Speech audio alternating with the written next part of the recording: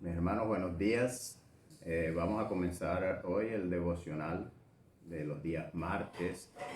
Eh, Quiero compartir con ustedes, vamos a estudiar hoy un capítulo del Antiguo Testamento. Vamos a estudiar el libro de Miqueas. Miqueas capítulo 5. Mientras ustedes buscan Miqueas capítulo 5, puedo irles poniendo en contexto. Miqueas en el capítulo 4 viene hablando de situaciones que ha de vivir el pueblo de Israel o la nación de Israel.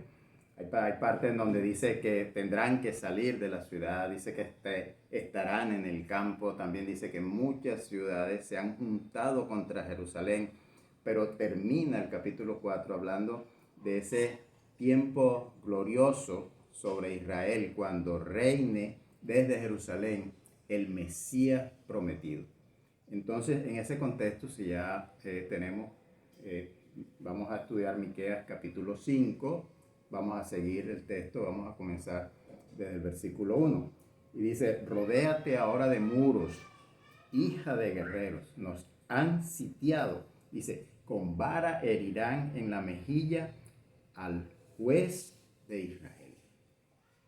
Entonces aquí dice, rodéate de muros. Dice, es como hazte barreras, hazte una protección, hazte fortalezas, porque están sitiados.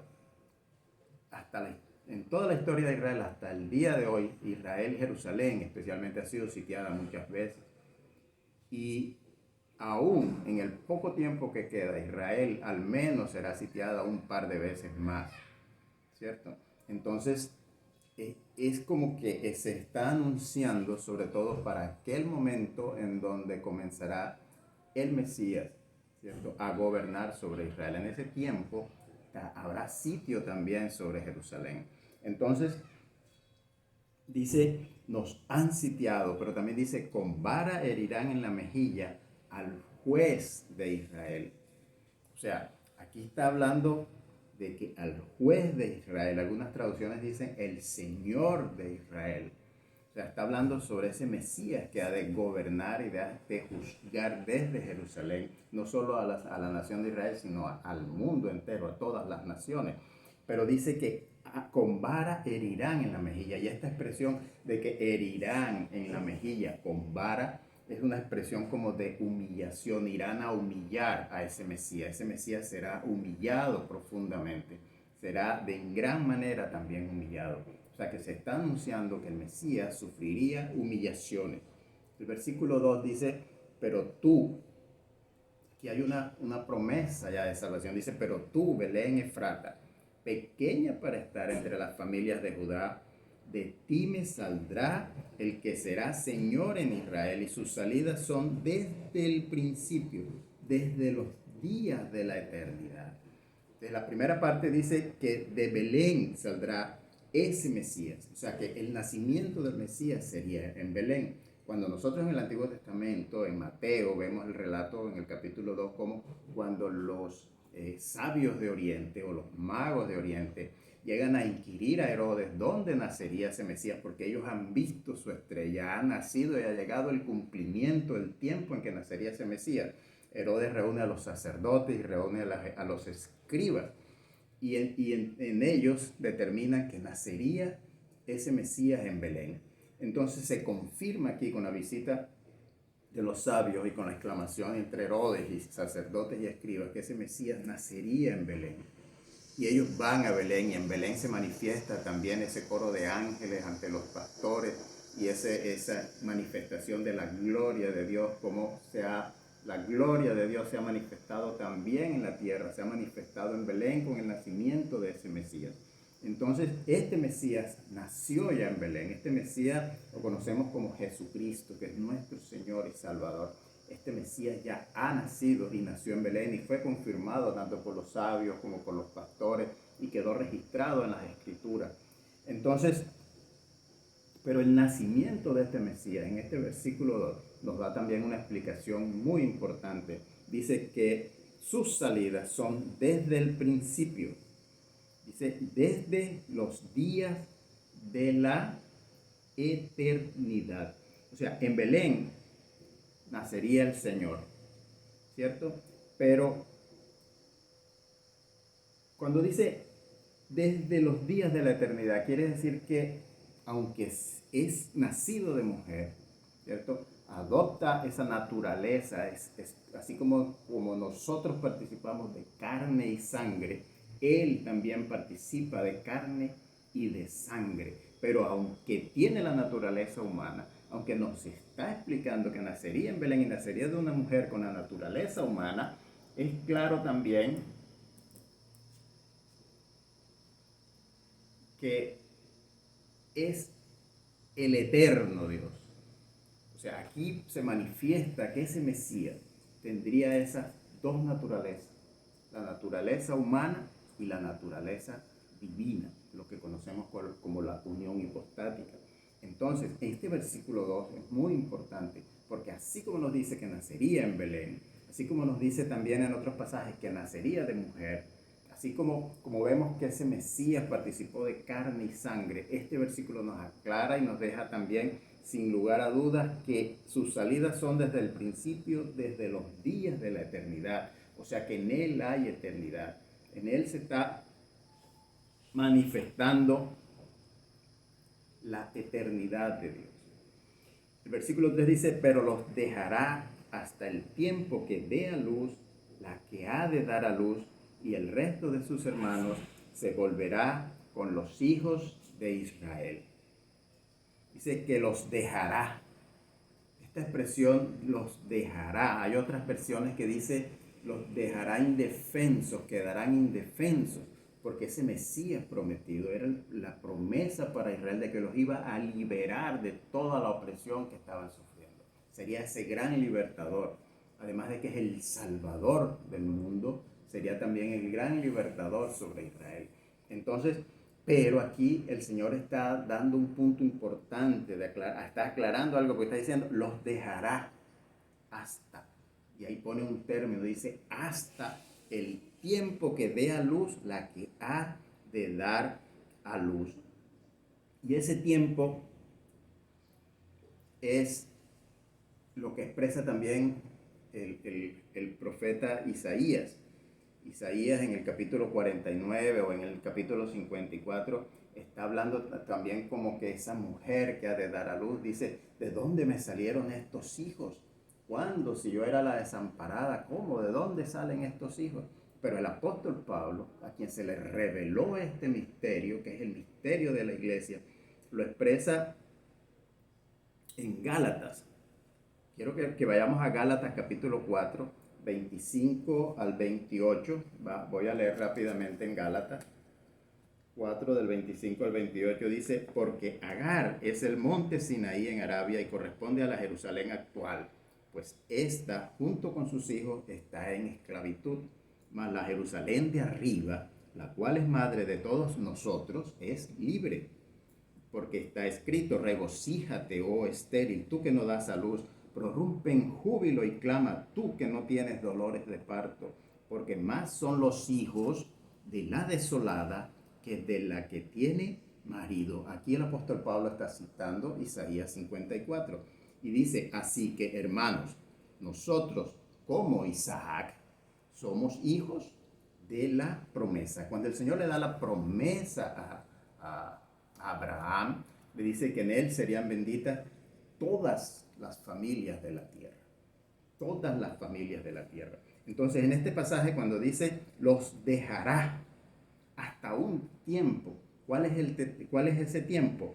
Que hasta que dé a luz la que ha de dar a luz. O sea, hasta que el resto de sus hermanos se volverá con los hijos de Israel. El apóstol Pablo lo expresa también, ya que a él le fue revelado este misterio, y en Efesios 3, que voy a leer Efesios 3 del 5 al 6, dice, misterio que en otras generaciones no se dio a conocer a los hijos de los hombres, como ahora es revelado a sus santos apóstoles y profetas por el Espíritu, que los gentiles son coherederos y miembros del mismo cuerpo y copartícipes de la promesa en Cristo Jesús por medio del Evangelio. O sea que aquí, en este versículo, el profeta Miqueas está anunciando a la iglesia, aunque era un misterio, no quiere decir que el Señor no lo hubiese anunciado, porque el Señor anuncia todas las cosas desde el principio. ¿Y quién como el Señor? Entonces Él es el único que puede anunciar todas las cosas. Entonces la iglesia, incluso desde Moisés en Deuteronomio, está siendo anunciada por el Señor. Pero era un misterio que no había sido revelado y que le fue revelado al apóstol Pablo. Entonces, ¿hasta cuándo los dejaría? Y esto es muy importante porque el pueblo de Israel ha rechazado al Mesías porque no ha cumplido alguna de las puntos o requisitos que debe cumplir el Mesías para que ellos lo puedan aceptar. Entonces, pero aquí el Señor les está diciendo claramente que los iba a dejar solos, los iba a dejar como indefensos por un tiempo hasta que se completen el resto de los hermanos. Aquí entramos nosotros, la iglesia. Es claro que el Señor está advirtiéndole al pueblo de Israel que ellos iban a quedar, había un lapsus ahí, iba a haber un lapsus hasta que entre los otros hermanos, hasta que lo que hoy se conoce como la iglesia entre a ser parte de los hijos de Abraham, porque somos hijos de Abraham por la fe. Entonces, el apóstol Pablo en Romanos lo define más claramente. En Romanos 11, capítulo 25, y lo puede buscar, pero no lo vamos a leer ahora, dice, al final dice, hasta que haya entrado la plenitud de los gentiles. Ese es el hasta. ¿Hasta cuándo los va a dejar? Hasta que haya entrado la plenitud de los gentiles. En ese momento, entonces, se cumplirá lo que las otras promesas que están en la Biblia, pero que Miqueas también en el versículo 4 dice, y él estará y apacentará con poder de Jehová, con grandeza del nombre de Jehová su Dios, y morarán seguros, porque ahora será engrandecido hasta los fines de la tierra, y este será nuestra paz. Como este versículo 4 no se cumplió en Jesucristo, los judíos lo han rechazado. Pero se olvidan de que el versículo 3 él está haciendo esa advertencia y está diciendo, desde antes está anunciando que los dejaría, porque habría un tiempo en que se ha de esperar que entre la plenitud de los gentiles. Entonces, seguimos leyendo, pero nos gozamos en ver cómo la iglesia aparece manifestada, cómo la iglesia aparece claramente en los planes de Dios desde el principio y lo anuncia, aunque no había sido revelada en el Antiguo Testamento. Continuamos, el versículo 5 cambia un poco el panorama, digámoslo así.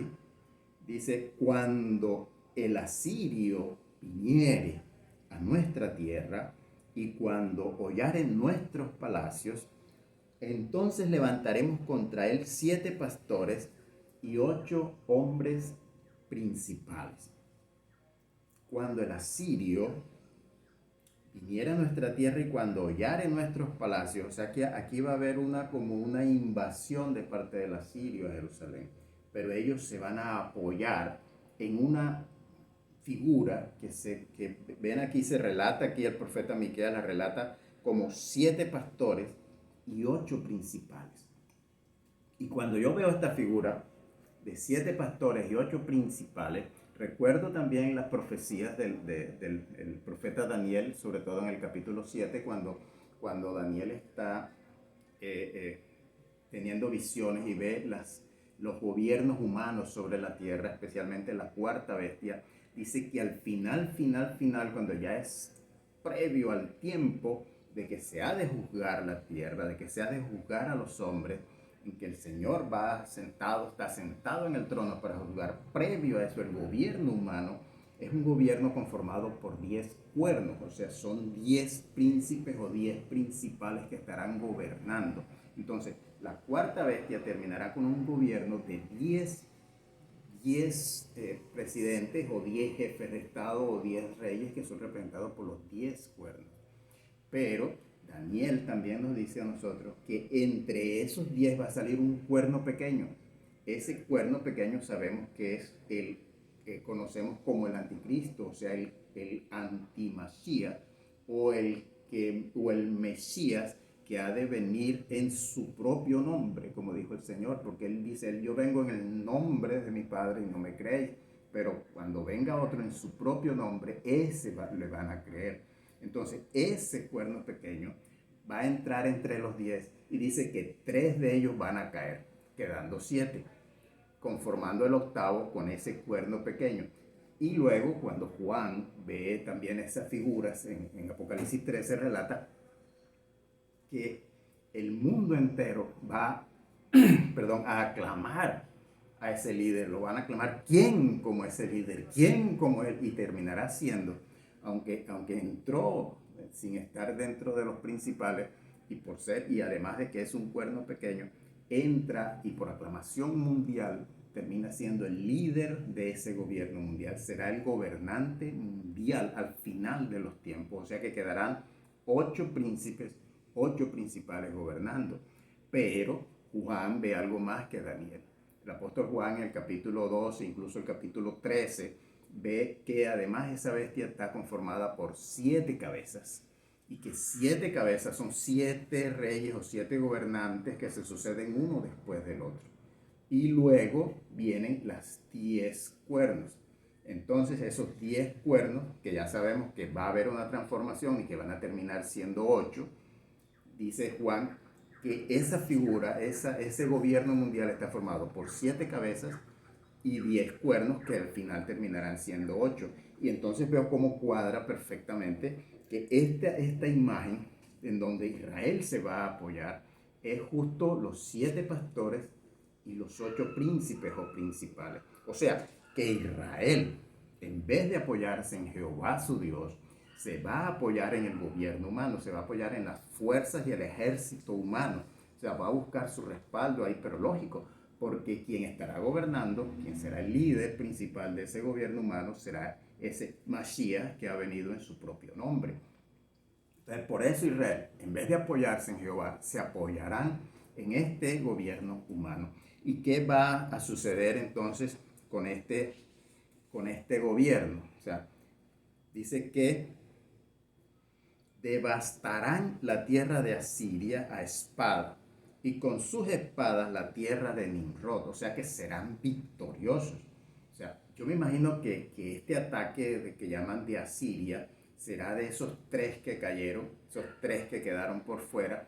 Y entonces Israel se va a apoyar en el grupo que es el que estaría gobernando el mundo entero. Y ese ejército va a hacer retroceder los ejércitos y llegarán incluso hasta las puertas de Nimrod. O sea que van a asolar con todo eso. Y esas guerras serán, en todas esas guerras serán siempre victoriosos, porque esa será una de las manifestaciones o señales que harán confundir aún más al pueblo de Israel de que ese líder es su Mesías, porque los está llevando a la victoria.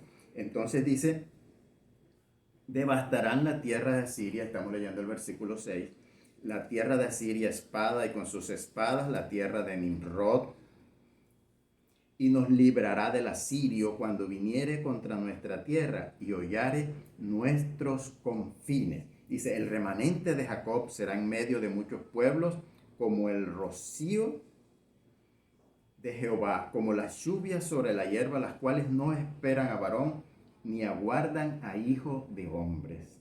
Asimismo, el remanente de Jacob será entre las naciones, en medio de muchos pueblos, como el león entre las bestias de la selva, como el cachorro del león entre las manadas de las ovejas, el cual, si pasare y hollare y arrebatare, no hay quien escape. Tu mano se alzará sobre tus enemigos y todos tus adversarios serán destruidos.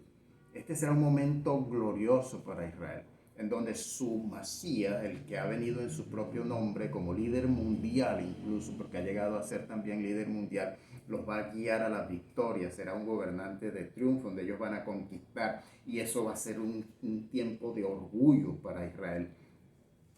Ese va a ser orgullo patrio, orgullo nacional, además como el león, o sea esa figura como el león en la selva. O sea, ese león siempre está confiado, el león siempre va como seguro y además es como orgulloso también. O un cachorro de león con todo el vigor del cachorro de un león en medio de manadas de ovejitas. O sea, si quiere coger la que quiere coger, no hay quien le diga nada. así se va a sentir Israel. O sea, este será el tiempo en donde Israel va a estar diciendo paz y seguridad y confianza, porque se sienten respaldados por ese Mesías. Pero continuamos, el versículo 10 dice, acontecerá en aquel día, dice Jehová, que haré matar tus caballos de en medio de ti y haré destruir tus carros. Jehová, en ese momento, cuando ellos estén orgullosos, en paz y seguridad, y no haya quien diga nada, son los que realmente están dominando el mundo. En ese momento, de parte de Jehová, dice que haré matar tus caballos de en medio de ti y haré destruir tus carros. Esto nos está hablando, en ese momento comienza la destrucción de parte de Dios de la fuerza de su ejército y destruirá las ciudades que son fortalezas en Israel. O sea que Israel queda sin el ejército y queda sin su fuerza militar.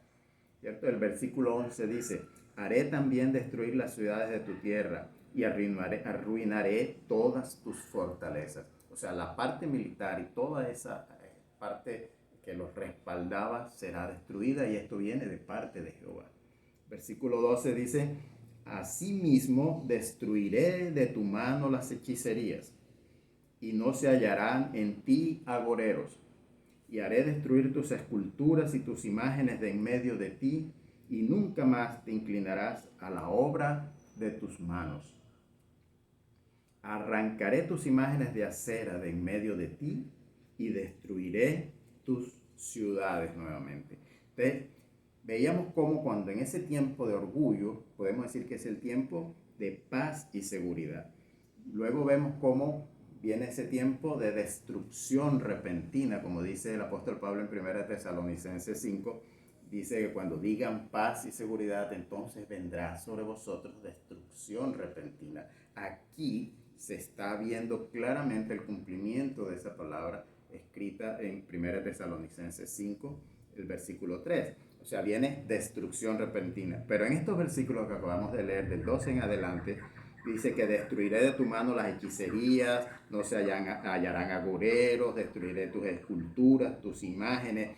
Este es un tiempo ya del tiempo de purificación para Israel. Este tiempo de purificación es lo que también es conocido como la gran tribulación. Y vamos a leer un pasaje que nos muestra eso en Daniel capítulo 11, el 31, versículo 31. Que dice, y se levantarán de su parte tropas que profanarán el santuario y la fortaleza, y quitarán el continuo sacrificio y pondrán la abominación desoladora. Con lisonja seducirá a los violadores del pacto, mas el pueblo que conoce a su Dios se esforzará y actuará. Este es Daniel 11, 31, ahora vamos al 33. Los sabios del pueblo instruirán a muchos, y por algunos días caerán a espada y a fuego, en cautividad y despojo. Y en su caída serán ayudados de pequeño socorro, y muchos se juntarán a ellos con lisonja. También algunos de los sabios caerán para ser, dice aquí, para ser depurados y limpiados y emblanquecidos hasta el tiempo determinado, porque aún para esto hay plazo. Entonces, este tiempo es un tiempo de purificación para Israel. Entonces, cuando digan paz y seguridad, está hablando de Israel. Israel estará un tiempo confiado. Cuando digan destrucción repentina, está hablando para Israel. Es de parte de Jehová esta tribulación. Y este tiempo de purificación es el tiempo de gran tribulación, que es gran tribulación para Israel. Y el versículo 15 termina diciendo, y con ira y con furor haré venganza en las naciones que no obedecieron. Isaías 51. Vamos a leer Isaías 51.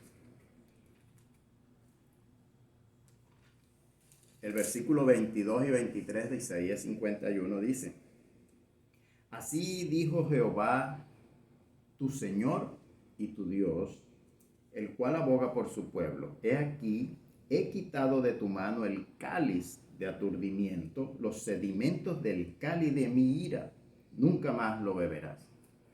Y lo pondré en mano de tus angustiadores. O sea, en este momento, el cáliz de la ira que está bebiendo Israel ya le será quitado de la mano a Israel, y entonces ese cáliz de la ira pasará ahora a las naciones que no obedecieron al Señor, y sobre todo las naciones, porque todas las naciones se han levantado a una contra Israel.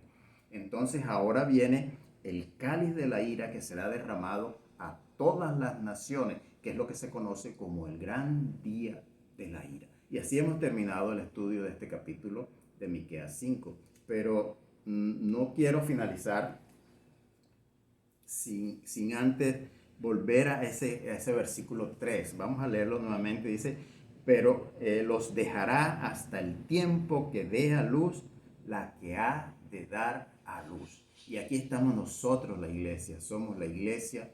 La iglesia fue anunciada desde el principio. La iglesia estaba en los pensamientos y los planes de Dios. O sea que la iglesia no es algo que fue inventada como muchos tratan de contrarrestar la iglesia diciendo que es algo que simplemente se inventó el apóstol Pablo, y que si Pablo no hubiese inventado todas esas cosas, pues no existiera la iglesia. Pero la iglesia estaba en los planes de Dios. Fue un misterio revelado al apóstol Pablo, pero sin embargo, aunque apenas era revelado al apóstol Pablo, el Señor ya lo había anunciado desde el principio.